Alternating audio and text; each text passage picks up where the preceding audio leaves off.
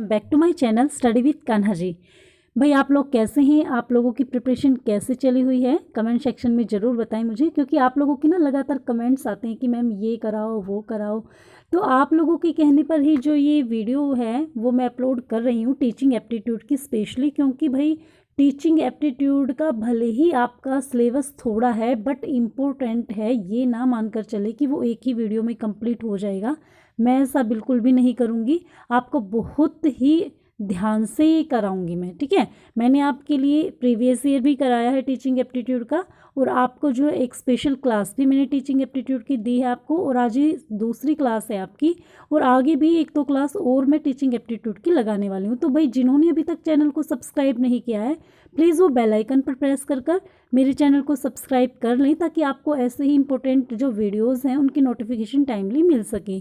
तो कई कैंडिडेट्स की ये स्पेशली मेरे से डिमांड भी थी कि मैम आप ना करंट टीचिंग एप्टीट्यूड कराइए। तो भाई मैं आप लोगों को बता देना चाहती हूँ कि करंट जो है टीचिंग एप्टीट्यूड में करंट के ज़्यादा क्वेश्चन आपसे नहीं पूछे जाएंगे, लेकिन यहाँ पर ध्यान देने लायक बात है कि जो नीप पॉलिसी है आपकी 2020 मीन्स जो नेशनल एजुकेशन पॉलिसी 2020 वो स्पेशल आपके सिलेबस में आपको गिवन है। तो वो तो आप पढ़कर जरूर जाए, और मैं भी अपने चैनल पर कराऊंगी उसको।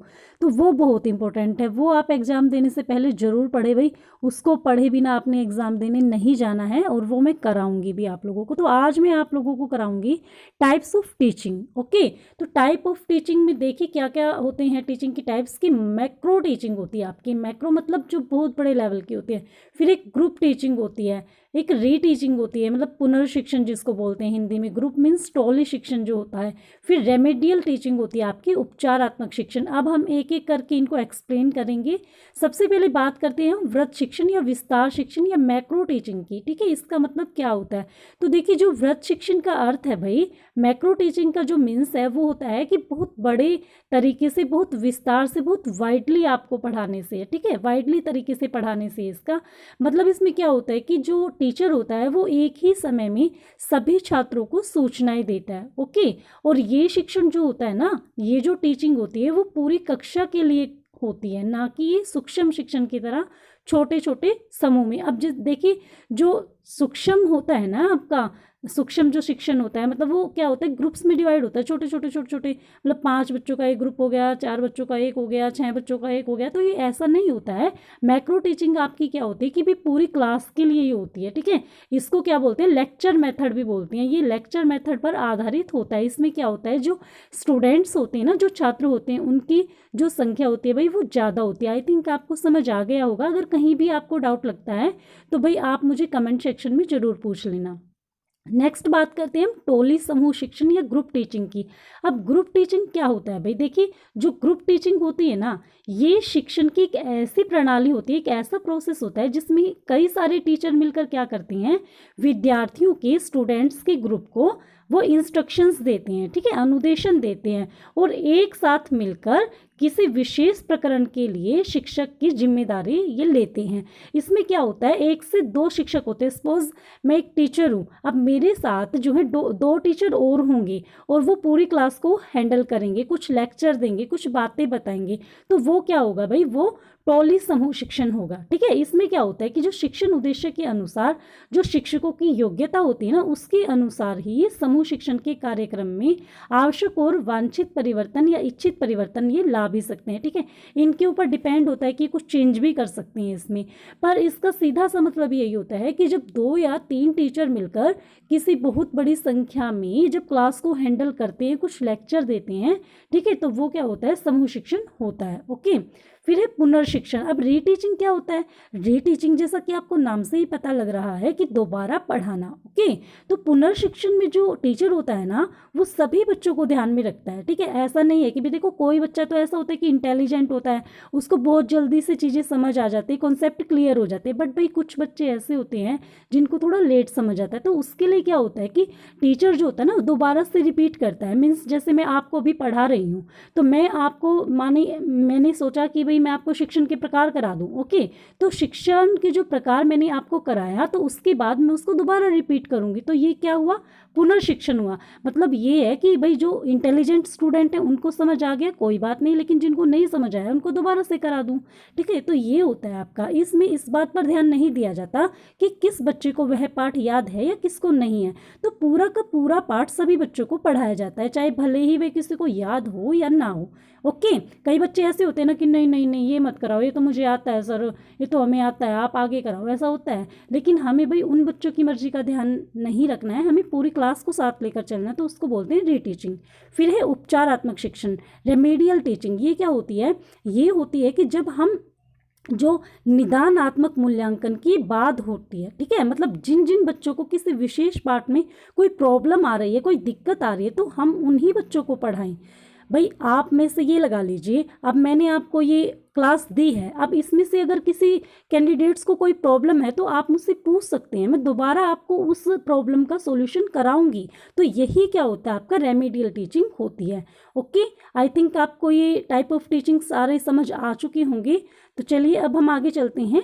अब हम आगे बात करते हैं मेथड ऑफ टीचिंग की। शिक्षण के तरीके क्या होते हैं, क्या क्या तरीके होते हैं, कैसे कैसे की जाती है। सबसे पहले बात करते हैं हम आगमन विधि की। अब भाई देखिए, यहाँ से क्वेश्चन बहुत बार रिपीट होते हैं कि पहले तो आपको यही पता होना चाहिए कि जो आगमन विधि के जनक हैं, ठीक है, वो कौन माने जाते हैं। जो पेस्टोलॉजी जी है ना, वो आपके जनक माने जाते हैं आगमन विधि के। अब भाई देखिए, आप ना वीडियो को पॉज करके, ठीक है, अपनी हैंड रिटन नोट्स भी प्रिपेयर कर सकते हैं, या वन वन पॉइंट के भी आप लिख सकते हैं, जो चीज़ें आपको मेन लगती है इसमें। ओके, अब देखिए आगमन विधि में हम पहले बच्चों को ना एग्जाम्पल्स देते हैं, उदाहरण देते हैं। ओके, और जब अध्यापक उदाहरण देता है तो बच्चे उसे जीवन से संबंधित करके अच्छे से सीख लेते हैं। यह विधि क्या है कि ये विशेष से सामान्य की ओर, मतलब स्पेसिफिक टू जनरल की ओर चलती है। ये भी पूछा जाएगा आपसे कि जो कौन सी विधि है वो जो स्पेसिफिक टू जनरल की तरफ चलती। तो आगमन विधि, ये दो है ना, आगमन और निगमन। तो आगमन विधि के जनक कौन हुए, पेस्टोलॉजी हुए। और इसमें क्या होता है, पहले एग्जाम्पल्स गिव इन करते हैं हम बच्चों को, एग्जाम्पल्स के थ्रू हम समझाते हैं किसी कॉन्सेप्ट को। और ये क्या करता है कि विशेष से सामान्य की तरफ ये हमारी जो विधि है ये चलती है। अच्छा, ये ना प्राइमरी लेवल पर बहुत अच्छी विधि है।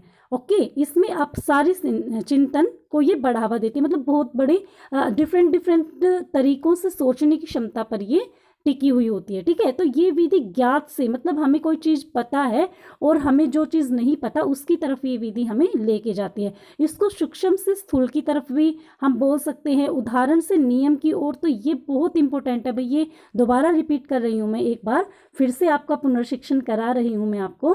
देखिए कि ये पेस्टोलॉजी इसके जनक थे। ठीक है, इसमें हम एग्जाम्पल्स के थ्रू बच्चों को पढ़ाते हैं। ठीक है, ये क्या होती है कि भाई ये स्पेसिफिक टू जनरल की ओर चलती है ये, और ये क्या होती है, स्थूल से सूक्ष्म की ओर भी होती है। ये हमारा डाइवर्जेंट थिंकिंग को बढ़ावा देती है।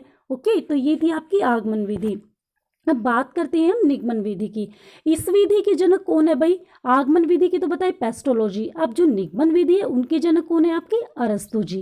अब इस विधि में क्या होता है, इसमें हम पहले रूल्स देते हैं बच्चों को, ठीक है, नियम बताते हैं। अब बच्चा जब नियम को सीख लेता है ना, आत्मसात यानी कि ग्रहण कर लेता है जब नियमों को, तो वो क्या है भाई, जल्दी से सीख लेता है। ठीक है, बाद में वह नियमों में से नियम बनाना सीखता है। जैसे गणित है, व्याकरण है, उसमें ये विधि ज़्यादा सफल होती है। तो ये विधि क्या हुई, सामान्य से विशिष्ट की, यानी कि जनरल टू स्पेसिफिक की ओर ये चलती है। और ये ना जैसे उच्च स्तर पर अपनाई जाती है, जैसे 10th है, 12th है, ठीक है, 10th है, तो उनके लेवल पे ये विधि आपकी आ जाती है। फिर एक किंडरगार्टन प्रणाली, ये भी बहुत बार रिपीट होता है।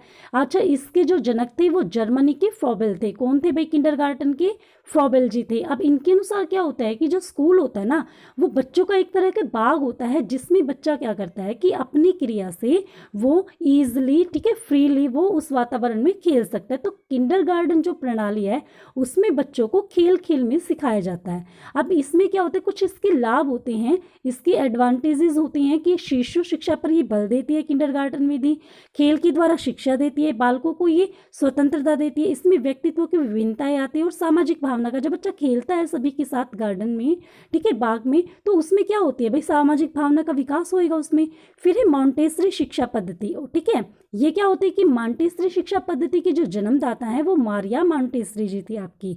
अब इन्होंने क्या कहा था, इस पद्धति का क्या मीनिंग था कि भाई इसमें कम बुद्धि बालक की शिक्षा का कार्य शुरू करके ये रियलाइज़ किया गया, ये अनुभव किया गया कि जो मानसिक कमजोरी के उचित प्रशिक्षण के अभाव में उत्पन्न होती है। जो ज्ञानेंद्रियां है ना हमारी, उनके उचित प्रशिक्षण के अभाव में ये मानसिक कमजोरी उत्पन्न होती है।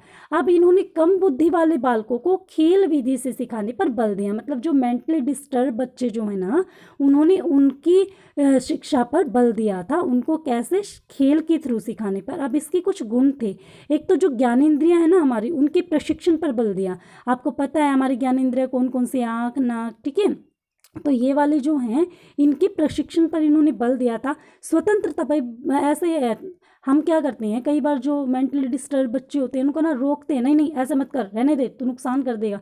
तो उन्होंने ऐसा कहा कि भाई ऐसा मत करो, बच्चे को ना फ्री छोड़ दो, उसको जो करना है करने दो, उसकी मर्जी है, ताकि वो यूज़ कर सके अपनी ज्ञान इंद्रियों का, ठीक है। फिर इन्होंने शारीरिक शिक्षा पर बल दिया, फिर स्व शिक्षा पर बल दिया और दंड का बहिष्कार किया। मतलब चाहे बच्चे कैसा भी रिएक्ट करें, आपको कोई पनिशमेंट नहीं देनी है।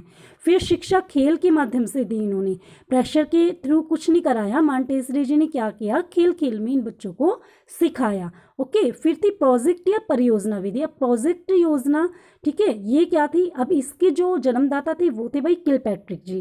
किलपैट्रिक जॉन डेवी के शिष्य थे। ओके, अब ये विधि जॉन डेवी की विचारधारा पर आधारित थी। अब इनके अनुसार क्या था कि प्रोजेक्ट एक मनो अनुकूल साभिप्राय क्रिया है जो सामाजिक वातावरण में अग्रसर होता है। और इसमें क्या होता है कि वाद विवाद करके समस्या उत्पन्न बच्चा करता है और बच्चों को बोलता है कि इस समस्या का हल ढूंढो। मतलब कि ये किसी प्रॉब्लम सॉल्विंग पर बेस्ड थी।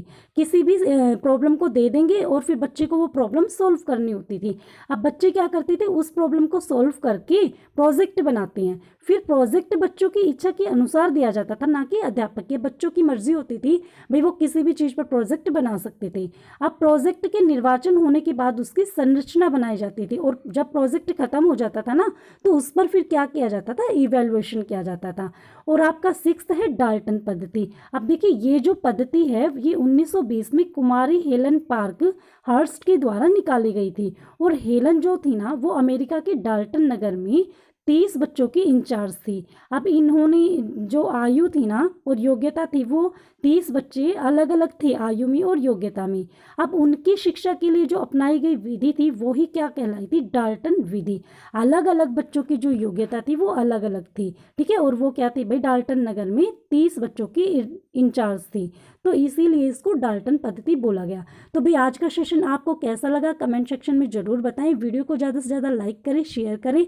आज के लिए इतना ही, और मैं आपको ऐसे ही इंपॉर्टेंट वीडियोस टाइमली लाती रहूँगी। भाई मेरे को फीवर हो रखा था, बहुत मुश्किल से मैंने आप लोगों के लिए वीडियो बनाई है। मैंने मेडिसिन वगैरह लेकर तब जाके आपके लिए वीडियो अपलोड की है। तो भाई बहुत मेहनत करनी पड़ती है, प्लीज़ आप सपोर्ट किया करो, ठीक है। वीडियो को ज़्यादा से ज़्यादा लाइक किया करो, शेयर किया करो, ताकि और कैंडिडेट्स को भी इसका बेनिफिट मिल सके। Thank you.